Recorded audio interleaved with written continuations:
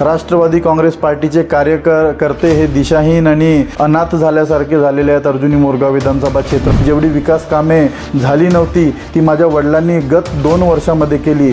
आम्ही आपलं रक्त आटवलं आपल्या राष्ट्रवादी काँग्रेस पार्टीसाठी, आम्ही आपला घाम गाळला या पार्टीसाठी आणि आम्हाला ह्याचा हा मोबदला भेटला.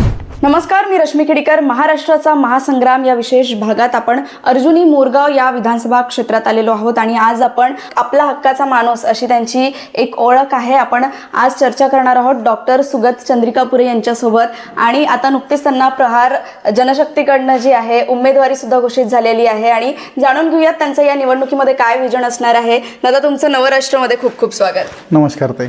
एकंदरीतच दादा, आता ही जी निवडणूक आहे ही निवडणूक तुम्ही कुठल्या मुद्द्यावर लढणार आहात?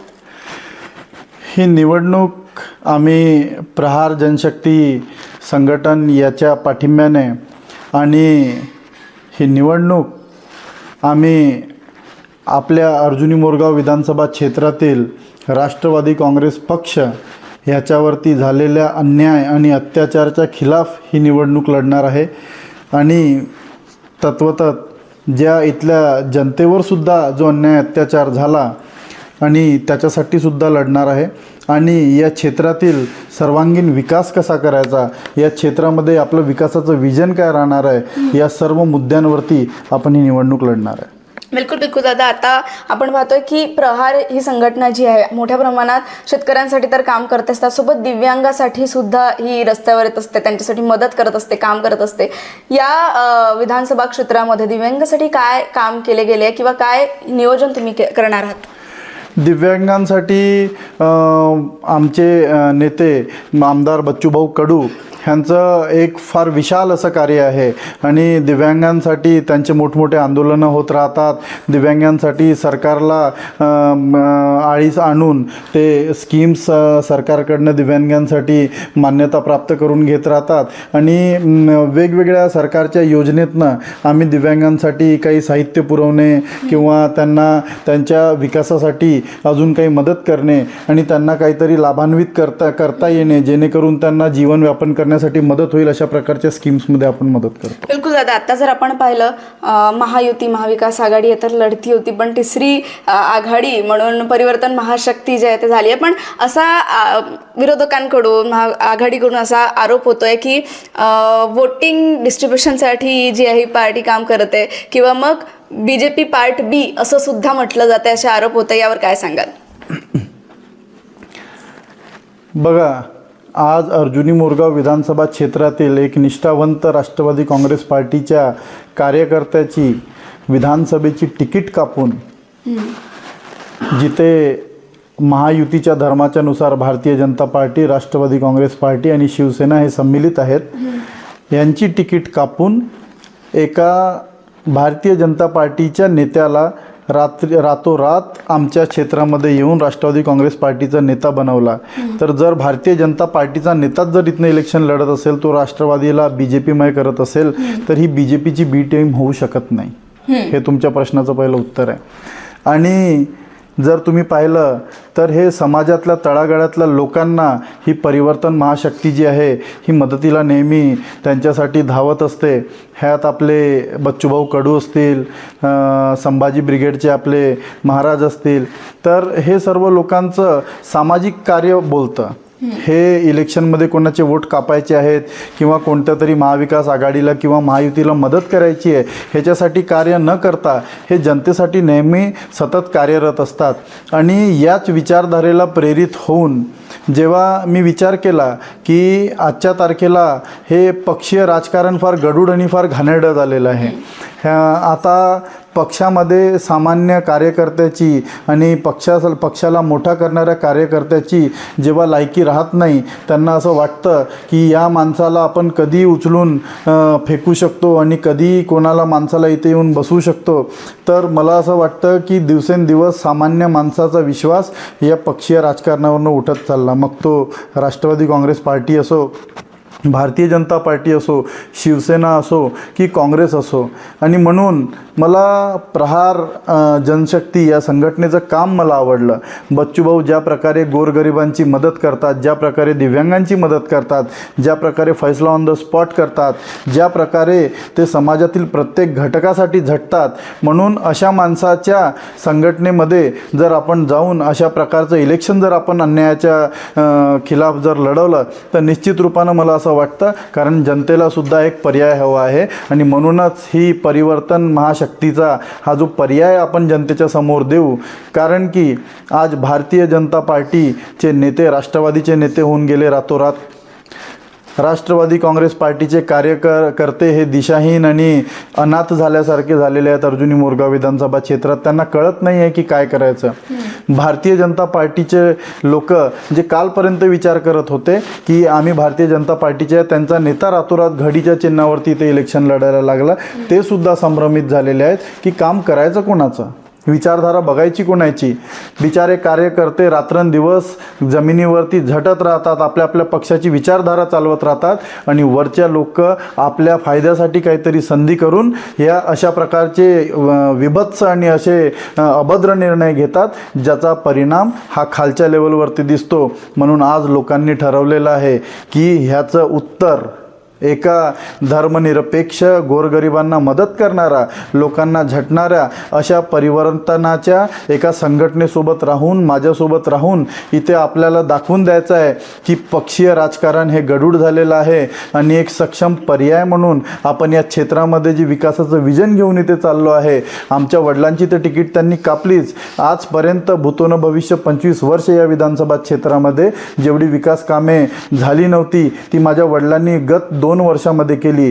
जवळपास 2,500 ते 2,500 कोटींची विकास कामे या क्षेत्रामध्ये झाली, ज्याच्यात जलसंधारण असो, सिंचन असो, प्रधानमंत्री ग्राम सडक योजना असो, आरोग्य विभाग असो, इलेक्ट्रिक विभाग असो, सामाजिक न्याय विभाग असो, आदिवासी विकास विभाग असो, असा महाराष्ट्र शासनाचा एकही विभाग असा उरला नाही की जिथे आमदार साहेबांनी आपल्या कौशल्याचा उपयोग करत आपल्या विधानसभा क्षेत्रातील लोकांसाठी निधी इथे खेचून आणला नाही. मोठमोठ्या प्रकारच्या विकासाच्या योजना इथे आणल्या, सिंचनाच्या योजना आणल्या आणि एवढा कार्यक्षम आमदार भेटल्यानंतर, एवढा कार्यक्षम कार्यसम्राट आमदार भेटल्यानंतर सुद्धा वरच्या लोकांची काय संधी झाली मला आजही ठाऊक नाही की एवढा चांगला राष्ट्रवादी काँग्रेस पार्टीचा सामान्य कार्यकर्ता आमदार मनोहर चंद्रिकापुरे ह्याची त्याला काही म्हणजे भनकही न लागता त्याला फक्त हे सांगत, खोटं सांगत की तुम्ही चिंता करू नका, ग्राउंडवर काम करत राहा. आणि आमच्या पाठीमागे त्यांनी भारतीय जनता पार्टीचे नेते ह्यांचा पक्षप्रवेश घेतला आणि त्याच्यानंतर आम्हाला एक फोनसुद्धा केला नाही. ह्याची मनाला खूप खंत वाटते की आम्ही आपल्या जीवाचं रान केलं, आम्ही आपलं रक्त आटवलं आपल्या राष्ट्रवादी काँग्रेस पार्टीसाठी, आम्ही आपला घाम गाळला या पार्टीसाठी आणि आम्हाला ह्याचा हा मोबदला भेटला. नक्कीच कुठेतरी तुमच्या म्हणण्याप्रमाणे हे तुटाफुटीचं राजकारण जे आहे त्याच्यामुळे नागरिकांमध्येही त्याचा मोठा परिणाम दाखवला आहे आणि जे कार्यकर्ते आहेत, जे सातत्याने कार्यरत आहेत, त्यांच्यावरही याचा कुठेतरी मोठा परिणाम झालेला आहे. आता तुम्ही बाबांचा विषय काढलाच, वडिलांचा विषय काढलेलाच आहे. ते पण सातत्याने ते विकास कामं करते आणि त्यांच्यासोबत तुम्ही गेल्या काही वर्षांपासून नागरिकांच्या सेवेत आहात, विकास काम केले आहेत. काय प्रेरणा तुम्हाला त्यांच्याकडनं मिळते? बघा, माझे वडील 33 वर्ष शासकीय सेवेमध्ये होते. ते या जिल्ह्यातून जिल्हा अधीक्षक कृषी अधिकारी या पदावरनं सेवानिवृत्त झाले आणि त्यांचं कार्य फार मोलाचं होतं या क्षेत्रामध्ये. मोठ्या प्रमाणात इथे धानाची शेती आहे. त्यांनी मोठ्या प्रमाणात शेतकऱ्यांना धानाच्या शेतीवरनं वळवून डाळिंबाच्या शेतीवरती, ड्रॅगन फ्रूटच्या शेतीवरती, केळीच्या शेतीवरती, ऊसाच्या शेतीवरती घेऊन गेले, जेणेकरून आज धानाची शेती ही गरिबीची शेती असते. प्रत्येक एकरी फक्त ते 7,000 ते 8,000 रुपये कमवतात. आमच्या वडिलांच्या प्रेरणेने खूप सारे शेतकरी ह्यांनी आपलं पीक पद्धती चेंज केली. त्यांना त्याचा फायदा त्यांच्या दैनंदिन जीवनात झाला. त्यांनी चांगले पैसे कमवले आणि आमची संकल्पना आमच्या वडिलांची हीच होती की आपण आपल्या एरियामध्ये काही कृषी प्रक्रिया उद्योग आपल्याला चालू करायचे आहेत आणि लवकरच आम्ही या निवडणुकीनंतर आम्ही इथे एक साखर कारखाना, एक इथेनॉलचा कारखाना, एक आमचा गारमेंटचा कारखाना तो सँक्शन झालेलाच आहे आणि आपला एक मत्स्य प्रक्रिया उद्योग, हे सर्व कार्य आपण आपल्या क्षेत्रामध्ये येणाऱ्या 1 वर्षाच्या आतमध्ये कार्यान्वित करू, जेणेकरून आपल्या विधानसभा क्षेत्रातील शेवटच्या टोकातला सर्वात दुर्बल घटक त्यालासुद्धा आर्थिक फायदा होईल, आर्थिक लाभ होईल आणि कोणत्याही सरकारच्या स्कीमवर डिपेंड राहण्याची त्यांना गरज पडणार नाही. अशा प्रकारची व्यवस्था आपण या अर्जुनी मोरगाव विधानसभा क्षेत्रामध्ये आपण इथे करून देऊ. नक्कीच नक्कीच तुमचं विकासाचं विजन जे आहे ते खूप क्लिअर आहे मला असं वाटतं. पण आपण कुठल्याही निवडणुकीत किंवा सामान्य माणसाच्या काही ज्या गरजा असतात ज्या निवडणुकीत आपण म्हणतो ते म्हणजे वीज, पाणी आणि रस्ता, त्याबाबत तुम्ही काय हे करणार आहे किंवा आत्ता जे लोक आहेत ते या समस्येवर कशा पद्धतीने मात करतात, कितपत त्यांनी सॉल्व्ह केली असं तुम्हाला वाटतं?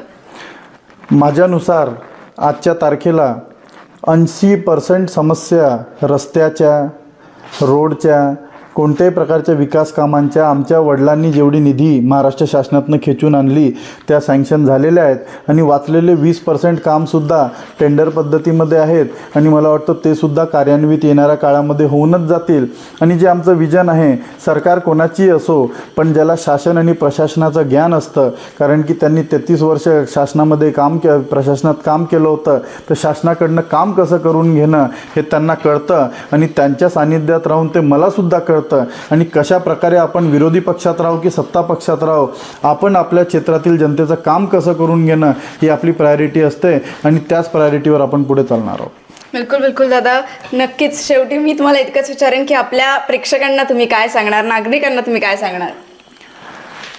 माझ्या प्रेक्षकांना, माझ्या प्रिय अर्जुनी मोरगाव विधानसभा क्षेत्रातील सर्व माझ्या मतदार बंधूंना, माझी आणि भगिनींना माझी एकच कळकळीची विनंती आहे.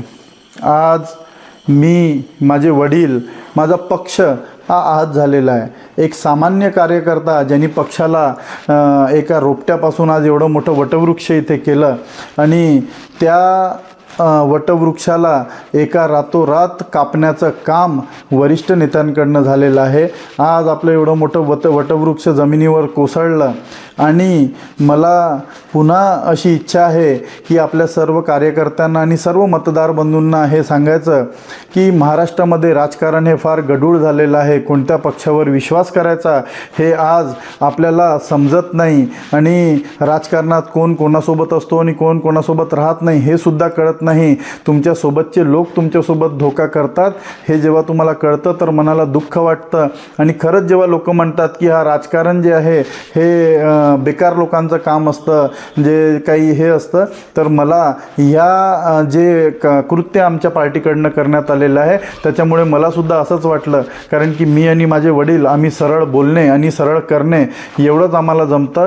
राजकारणाच्या माध्यमातून समाजकारण करणं आणि समाजकारणाच्या माध्यमातून आपल्या क्षेत्रातील जनतेला सामाजिक आर्थिकदृष्ट्या सुदृढ करणं हा राजकारण त्याच्यासाठी एक खूप मोठा अवजार आहे. आणि ते अवजार कसा इस्तेमाल करायचा ह्याच्या बाबतीत आपल्या मतदार बंधू भगिनींनी ह्याला विचार केला पाहिजे. मला कोणावरती आता टीका टिप्पणी करायची नाही, जे झालं ते झालं. बस मला एकच सांगायचं आहे की आपल्या मतदार बंधू भगिनींनी यावेळेस सर्व पक्षांवरती रामराम ठोकून, मग ते काँग्रेस असो, राष्ट्रवादी काँग्रेस असो, भारतीय जनता पार्टी असो किंवा शिवसेना असो किंवा इतर कोणता पक्ष असो, ह्या सर्वांना विसरून अर्जुनी मोरगाव विधानसभा क्षेत्रामध्ये आमच्यासोबत, आमच्या प्रहार जनशक्ती संघटनेसोबत आपल्या कामांसाठी, आपल्या विकासासाठी पुढे यावं. त्यांनी एक सक्षम उपाय म्हणून मी त्यांच्यासमोर आता इथे उभा होत आहे आणि या पक्षीय राजकारणाला आता रामराम ठोकण्याची वेळ आलेली आहे अर्जुनी मोरगाव विधानसभा क्षेत्रामध्ये. आणि माझी एक विनम्र विनंती आपल्या क्षेत्रातील सर्व मतदार बंधू भगिनींना हीच आहे की जर त्यांना असं वाटतं की अशा प्रकारच्या राजकारणाला जर कुलूप ठोकायचं असेल तर माझ्यासारख्या तरुण नेतृत्वाला, ज्याच्याकडे विजन आहे, ज्याच्याकडे विकासाचं एक कार्य कसं आपण पुढे घेऊन जाऊ शकतो, एक आर्थिक सामाजिक दृष्टिकोन समोर ठेवून त्यांची कशी आपण उन्नती करू शकतो, अशा माझ्यासारख्या मुलाला सर्व लोकांनी साथ दिली पाहिजे.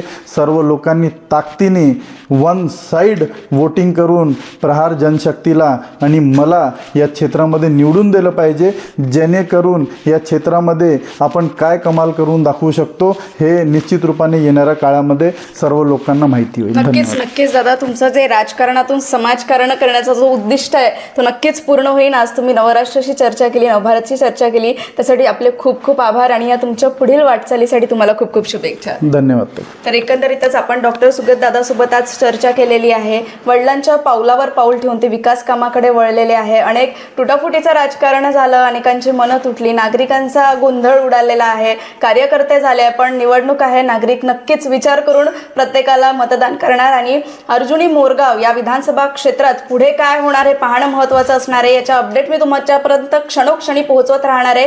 तोपर्यंत माझ्यासह पाहत राहा महाराष्ट्राचा महासंग्राम. कॅमेरा पर्सन तन्मयसह रश्मी खेडीकर, अर्जुनी मोरगाव.